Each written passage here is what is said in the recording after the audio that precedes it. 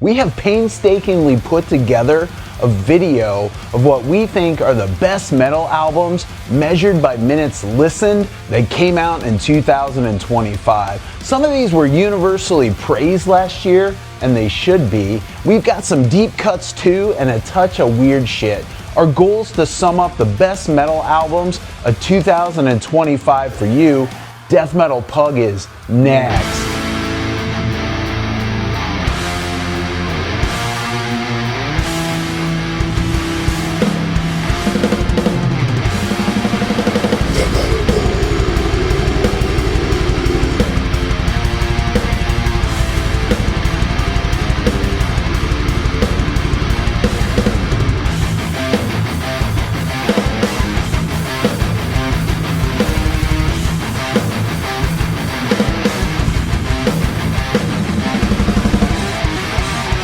Welcome back to Death Metal Pug. I'm Pug Terra. I want to be a rock star when I grow up. The purpose of this is to have fun and talk about music. If for some reason we can help out your band, project, or business, please reach out to us at deathmetalpug@gmail.com. I'd like to thank John Krieger for being on last week's episode. Today we are discussing my most played albums that were released in 2025. 2025 was a great year for metal. I think the big takeaway was established excellent bands continued to create excellent albums, but there's a debut album on this list and probably another one you've never heard of. My top two are first. Pug's gonna pug. Can you hand me that?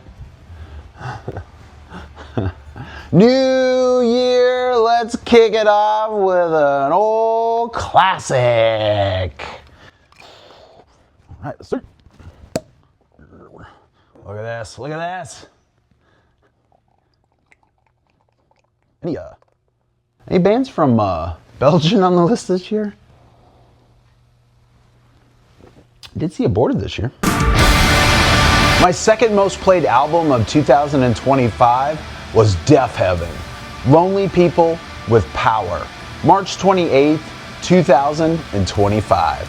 I acknowledge I'm coming out of the gate here with a poser band, but hear me out. I was really worried about this next album. The last Death Heaven album was like when you get a new pillow and it's like too soft or like too hard or like too flat or not flat enough, but you try it for a little bit and then after a short while you're like, oh my God, this sucks. Get this out of my bedroom. The power, the charisma, the self-awareness of what they do is just super high now. I mean, they were always self-aware, but I just didn't really realize this until I saw them live way back on the Ordinary Corrupt Human Love tour.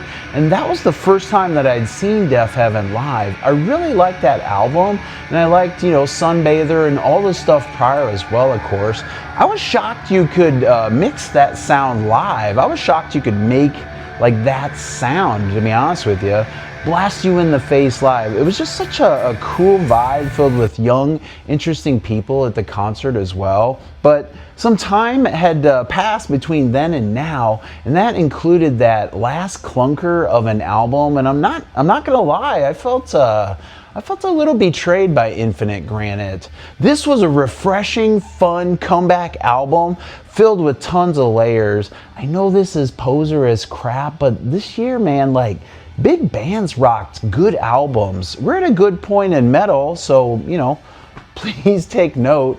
This album is filled with songs that have complex layers and changes and dynamics to them. The songs I like best on this album are Winona and The Marvelous Orange Tree. Winona was my number one played song that came out in 2025. I love this song so much, and the song after it, Orange Tree, just reminded me of their past like kind of shoegaze, post black metal kind of thing, and that's the stuff that I really vibe with the best.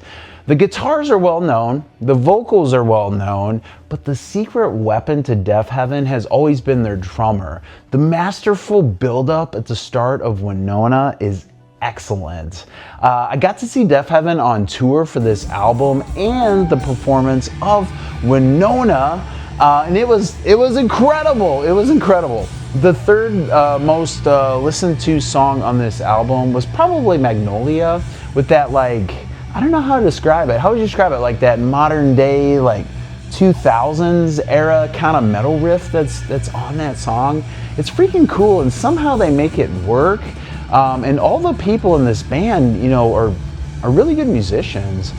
Is it hip or like young person music?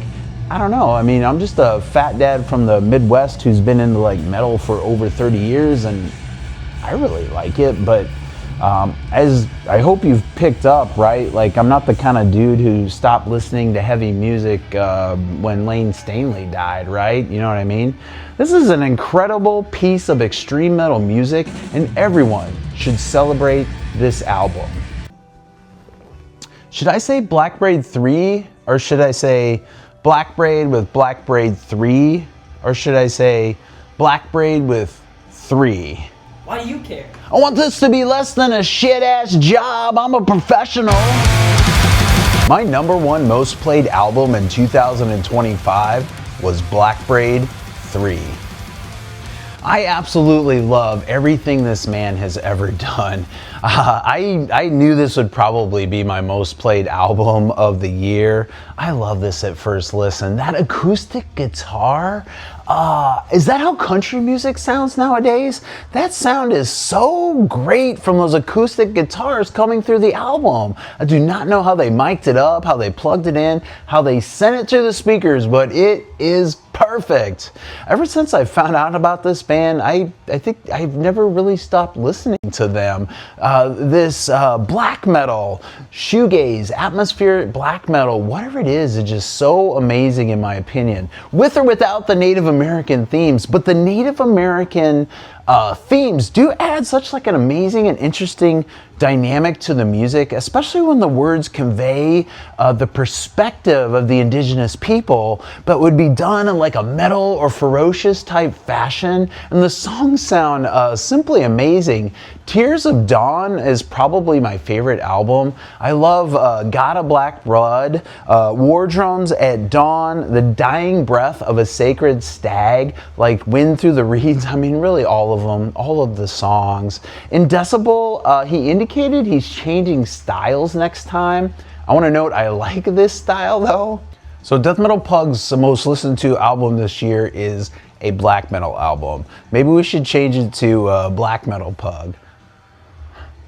Saw them live this year on this headlining tour. I'm only aware of 2 opportunities to ever see Black Braid in Chicago, and I attended both times, and I enjoyed every minute of it. Slick, sharp black metal, beautifully crafted and executed. Black Braid has now executed a trilogy of albums, cementing himself into musical legacy. My third most played album in 2025 was Ancient Death, Ego Dissolution, April 18th, 2025. If you asked me what album I thought that I'd listened to the most in 2025, I would have said Black Braid, but Ancient Death would have been my second guess. I have jammed this throughout the year as it is come out. Periodically, I'd just be like, hey, I feel like listening to that Ancient Death album. I think it's a fantastic piece of death metal. It's compared to like bands or styles of metal that I don't normally listen to a lot, quite frankly, but somehow I really dig this thing. It works in earbuds, headphones, and it works like blasting on the radio as well. Just when you think you've got this album figured out or a song figured out, it changes its rhythm or speed or adds like female vocals, and they nail it every time. The instrumental song, Journey to the Inner Soul, is killer as well. Breaking Barriers was one of my most played songs in 2025. Enjoy this album and promote this band and piece of art they did. This thing is really excellent, and it deserves all of the attention it should get. I'd love to see this thing front to back live. Come to Chicago. Let's meditate together.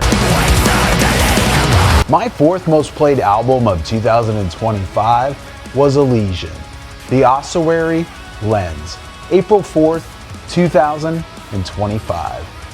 I must say, this is the most time I've spent with Elysian. I've liked their music over the years, and I've seen them in support of multiple bands, multiple times live. This is the first album of theirs I've been able to hang with for a long period of time. Most of their albums become like too much, too fast. I mean, normally Elysian, they don't sweep pick, they like vacuum clean the entire fretboard. This album spreads like brutality and melody throughout its entirety. What do you call this? Like technical melodic death metal? The old singer is back to replace the most recent singer, and it clicked.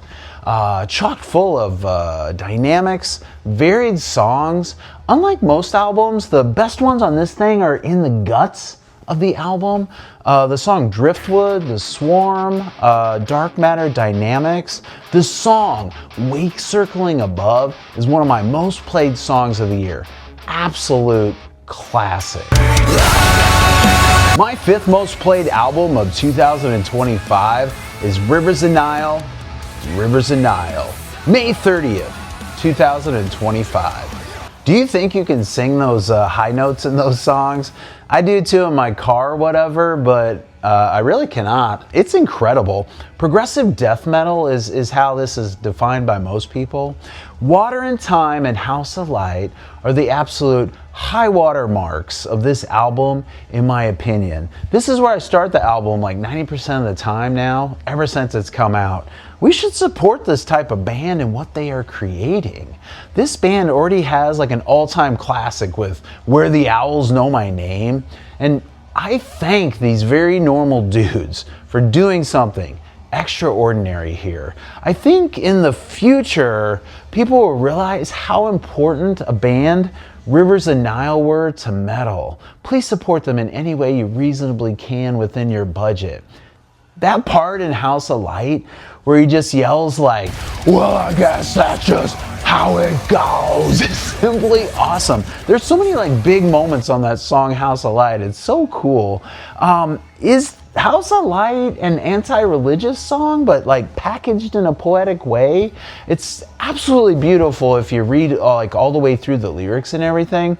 Plus, with like the angel on the cover of the album, it's supposed to be like the historical representation of an angel. It does kind of package this whole thing together nicely. It's a very excellent, cool idea if it is. And as I've grown older, I've come to realize that bands do things on purpose on albums, and it's not just like a coincidence, right? I think this whole album is really great, and probably my second favorite like Rivers of Nile album ever. If you want more information on my historical journey with Rivers of Nile throughout the years, please check out a big video we did on it this year. I spent like more than like 5 minutes prepping that one. Is that the one with the funny two camera moments? In my opinion, this album is backloaded with songs. Evidence, American Death. I bet at least a third of my listening time was spent on those two songs mentioned, Water and Time and House of Light. I've seen this band twice, once with the old singer and once with the new current bass player singer. Both great, but not since this album come out yet. I've seen them on tour. I bet House of Light was live awesome when it was played. Nothing says professional musician like exporting a mix called final_V27_master_really final_this one.wave. My sixth most listened to album in 2025 was Blind Equations of Funeral in Purgatory, July 18th, 2025. This is my first Nintendo Core band. It was a recommendation from a trusted metal website that had me kind of cavalierly check out the Chicago-based project, and it blew my doors off. What if guitars from your band were replaced by synths? I know, I gagged a little too, but please give it a try. You know, amongst normal people, when asked like what kind of music I like, I've always been indirect and said like anything with a guitar, which is true. If it has guitar, I can normally find like something to engage with it at some level, but thanks to Blind Equation, I'm now gonna have to reconsider how to answer that question. So the synths are not trying to sound like guitars, but they're trying to sound like heavy synth music. Like imagine like a relatively simple like metalcore drop D riff or something played over like a raging drum machine with a guy just screaming into a microphone. But where this one kind of wise off in a great way for me is the melancholic nature throughout the entire album, adding like a layer of sadness in the best kind of like emo kid way possible. Yeah, all metalheads are at least 20% emo. Yes, I'm counting typo kids as well. I was able to attend a Blind Equation concert in Chicago shortly after this album was released, like in the back of a Chicago bar. It was unlike any crowd I'd ever been around before. You expect a certain level of like varied clothing and maybe even like cross-dressing, but I bet like at least 30% of the crowd was men dressed as women. I, like death metal pug, love everyone I meet, but this is just not common in metal circles all the time. I don't know if this is common or something related to like one of the like performers there that day, or any of the like 3 or 4 bands or projects that were represented there that day or something. The concert was like, again, in the back room of this like Chicago bar, and the show was on like a Sunday at like, I want to say like 2 o'clock or 3 o'clock or something. It's like matinee metal, if you will. I want people to know I like this, but I feel like I'm making it weirder than I need to. What do you think I should say? I like this Blind Equation album. My 7th most played album in 2025 was Drain, Is Your Friend, November 7th, 2025. Kind of wondering how far up this would have gotten if it would have come out earlier in the year. I still rock this thing pretty periodically in 2026. Is this metallic hardcore? I don't know, but it fucking rocks. 27 minutes of varied, high energy music. I love it. A huge step up from their last album, which was my first foray into this band. Do lyrics matter? Sometimes. Sometimes it helps.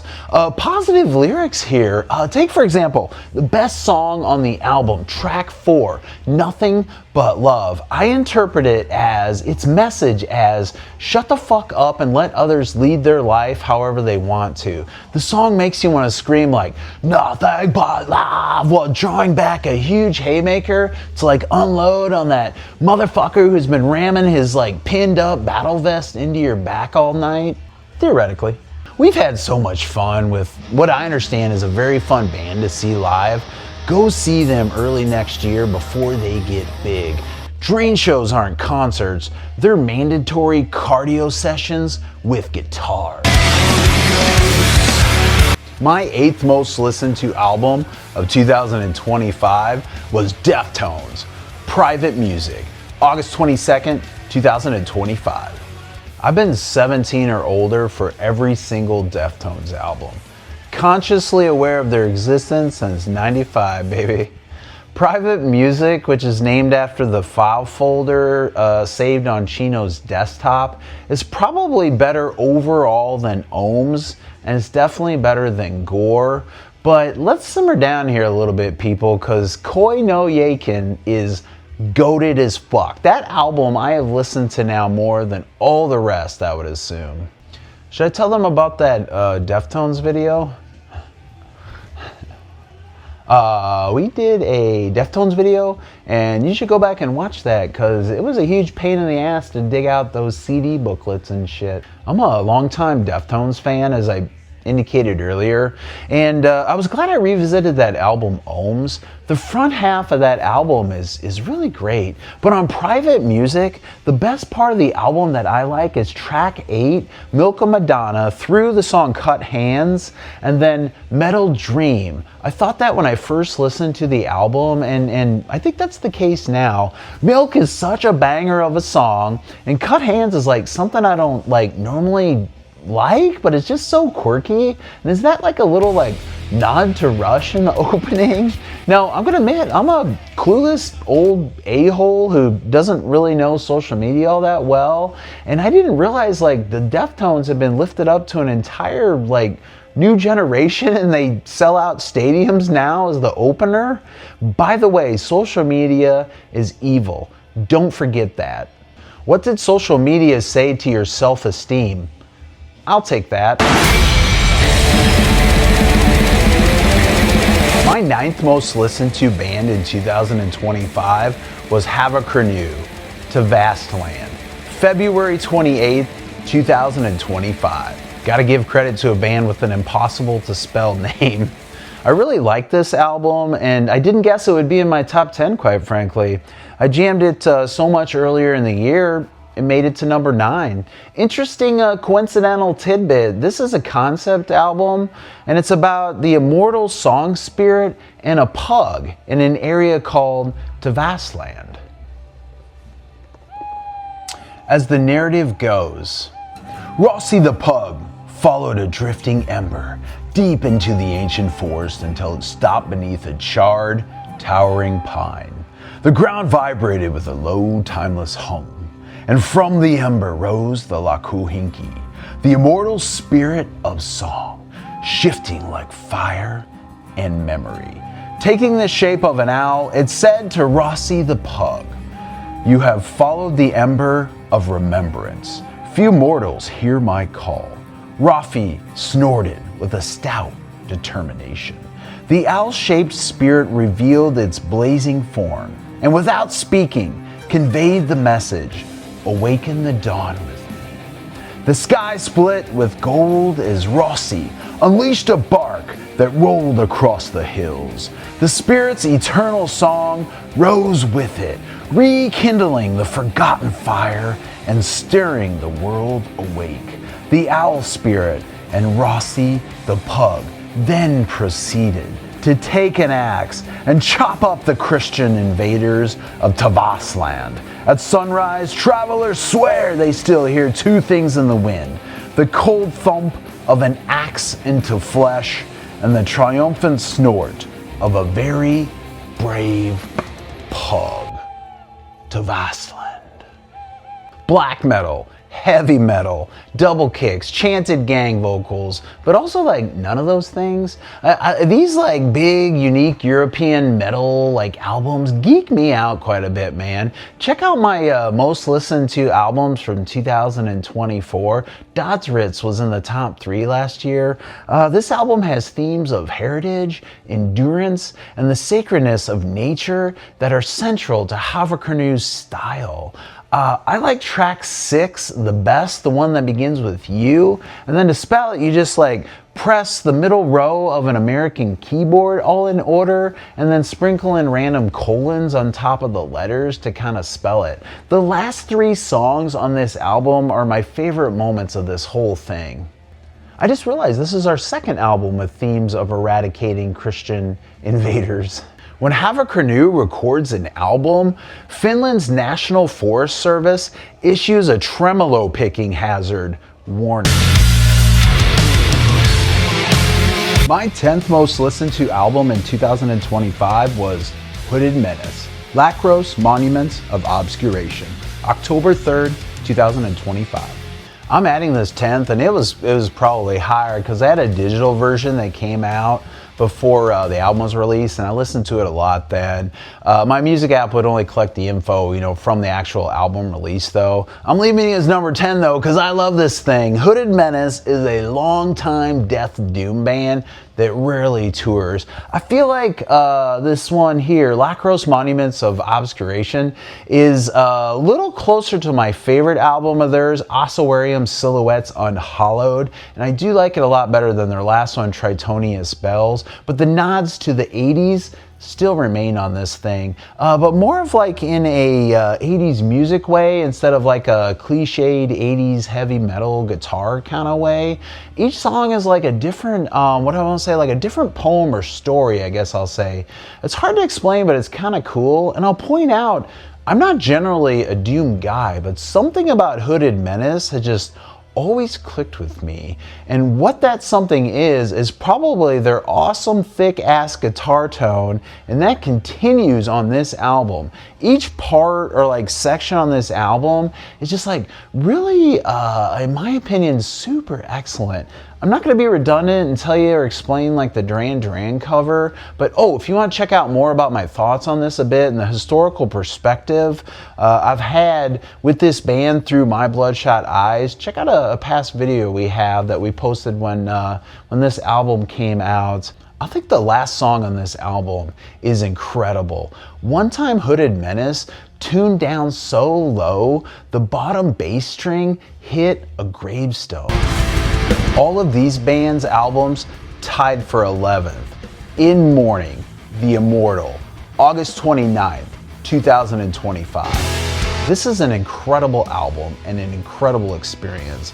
I honestly don't know if I would have ran across this album this year if I wasn't actively looking for different kinds of music or new kinds of music, so thank you very much for that. But I do think it's going to continue to grow throughout the years and become an album that people will enjoy for a very long time. For some of you, this is your album of the year. Silver Crescent was one of my most played songs of the year. When that moment hits in Silver Crescent, it's like seeing the Grand Canyon or boobs for the first time. It's just like, goosebumps. It's like hearing Iron Maiden for the first time.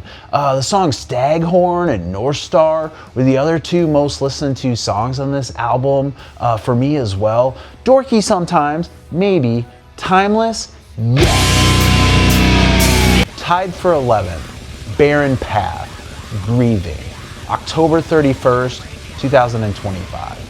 Debut album from a band with veteran grind members. I think this album got shorted in the most listened to albums of 2025 list because it's only 15 minutes long. But if you slowed it down to regular speed, it'd be like 2 hours long. Hands down the best grind album I heard this year.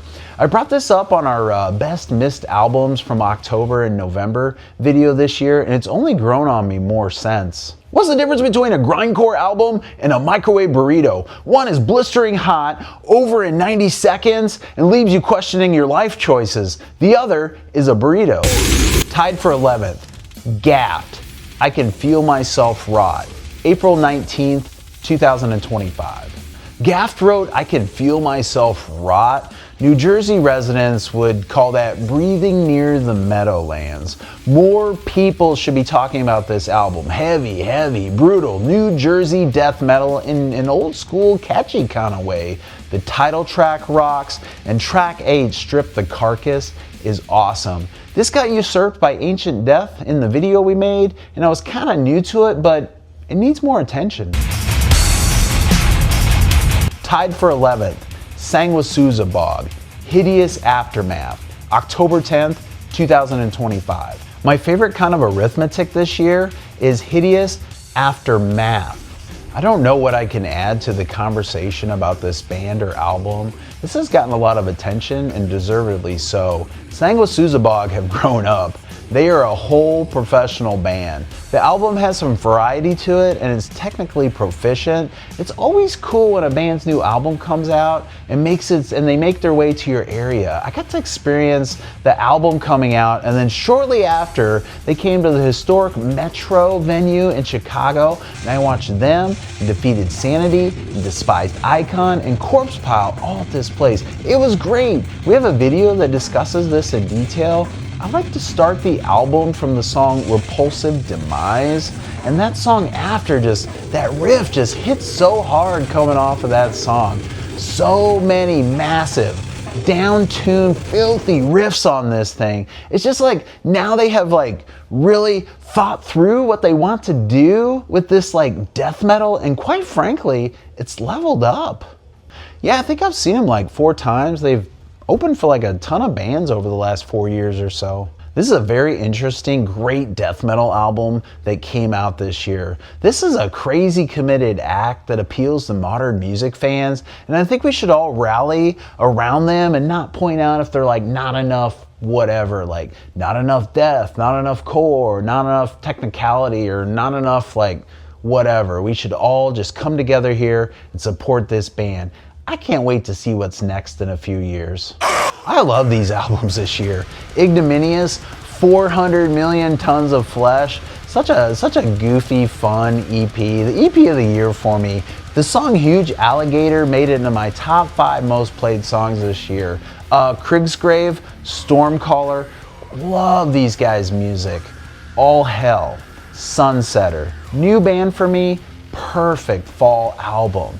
Scalpature, Landcraig, big death metal, can't wait to see what they do next.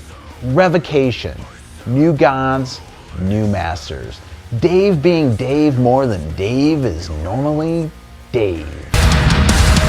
I liked these albums. Despised Icon.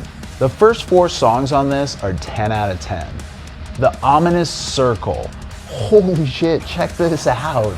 Scour. Anselmo's side project number 45 is above average. Full of Hell. Did you think I forgot about this one? Because I didn't. Pathogenic. Listen to the songs Massgrave Memory and Crowned in Corpses. How long should I stand here for these? My Give It a Try Again, please pick, goes to Turnstile, Never Enough, June 6th, 2025. My producer kept suggesting this all year and I didn't really fully connect with this album until I heard it on a speaker like really loud. You might need to either groove with this like very loud or understand the musicianship behind it to kind of appreciate it. Post-punk hardcore, I guess. I get like Sting, Police vibes at times, The Clash, AFI. Sometimes what they're doing behind the music to create this like very muted sound is very fast and done in like kind of a thoughtful and cool way. I wear out about track 8, which sounds like a long time, but actually there are 14 tracks on this album, so no song is ever like actually long except like one of them. But what a fantastic start to this album. If you're a fan of making music and you listen to this very carefully, it's muted in like kind of like a purposeful way, and I think you'll understand the effort that goes into like some of these songs, but yet how they mellow them out in the overall like sound in a post punk hardcore kind of modern way. It's really amazing. Or I just like it hedonistically and I feel like insecure about it, so I lift up like the musicianship to justify it. Turnstile's last album did not connect with me, but this one turned me into a Turnstile-ophile. Should we edit that last part out? I basically had like a 2-beer playthrough through the front half of this album, through the song Sun Shower with my guitar, and I had like such an awesome time. It's set to like standard tuning or drop D or something. It's so much fun to play when it's all like cranked up, like kind of play and sing it. You can feel the energy if you play along with it. It doesn't feel as like mellow as the songs themselves if you play it right. I think it's cool. I think it's sneaky, busy music. It's high energy in like such an awesome way. There's a ringing when you talk to me. I think it's speaking to a younger generation. Like, why does some of it feel simultaneously like it's made up and heartfelt at the same time?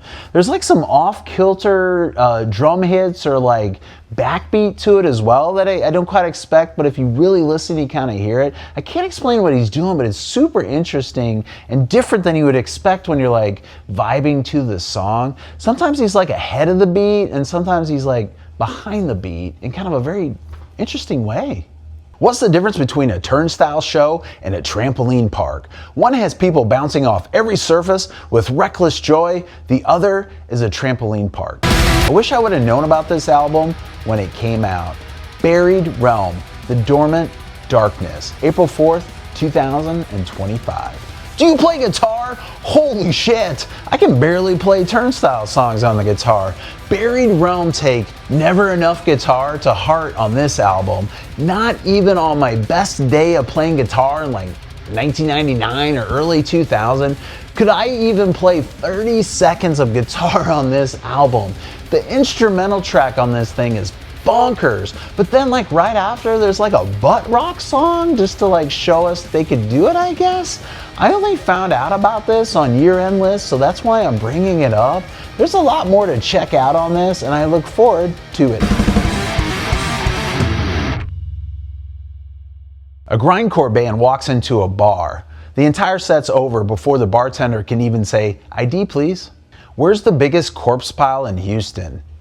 Minute Maid Park. That's not their name. I know they changed their name. Why did Sanguisuzabog fail algebra? Every time the teacher said find X, they just wrote hideous aftermath and drew a corpse pile instead. Knock knock. Who's there? Corpse. Corpse who? Corpse, you open the door, it's getting stuffy in here. What's a Polygon's favorite metal genre? Hexcore. Why did Turnstile bring sunscreen to the studio? Because even their riffs have SBS 50 levels of positivity. Havercrenew's guitar tone is so sharp, it was banned from Carry On Luggage. Every time Havercrenew plays Tavastland live, a pine tree somewhere earns its warrior name. Hooded Menace's guitar tone is so thick, it legally counts as building material in 3 European countries. Hooded Menace's guitar tone is so thick, the sound engineer needed a pickaxe just to carve out room for the vocals. Hooded Menace's guitar tone is thicker than a bowl of oatmeal that's been sitting out since dawn. Keep creating extreme music. That's it! Death Metal Boom!